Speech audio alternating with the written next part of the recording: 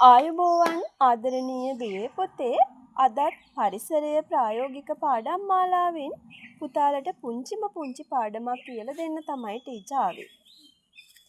අද පුතාලට කියලා දෙන්න හදන්නේ ශාක පත්‍රයක කොටස් කොහොමද හඳුනාගන්නේ කියලා. පුතාලට පේනවා ඇති මම මෙන්න මේ ශාක පත්‍රය අල්ලගෙන ඉන්න කොටසට කියනවා පත්‍රයේ නටුව කියලා. මෙන්න මේ කොටසට අපි කියනවා ශාක පත්‍රයේ පත්‍ර තලය කියලා.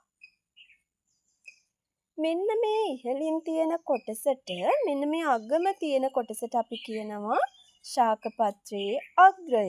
එහෙම නැත්නම් අග කොටස. ඊට පස්සේ පුතේ මෙන්න මේ ශාක පත්‍රයේ මැද මෙන්න මේ දිගට තියෙන කොටසට කියනවා පත්‍රයේ මැද නාරටිය කියලා. ඒ වගේම තමයි ඒ ශාක පත්‍රයේ මැද නාරටිය දෙපස ඉතා ලස්සන රටාවකට හැදිලා තියෙනවා පත්‍රයේ දෙපස නාරටි. මේ ශාක පත්‍රය වටේට පුතාලට පේනවා මෙන්න මේ දැති වගේ තියෙන කොටස්. ඒ ශාක පත්‍රය වටේ තියෙන කොටසට අපි කියනවා පත්‍ර දාරය කියලා. එහෙනම් ආදරණීය දුවේ පුතේ ඔන්න අද අපි ශාක පත්‍රයක කොටස් හඳුනා ගත්තා.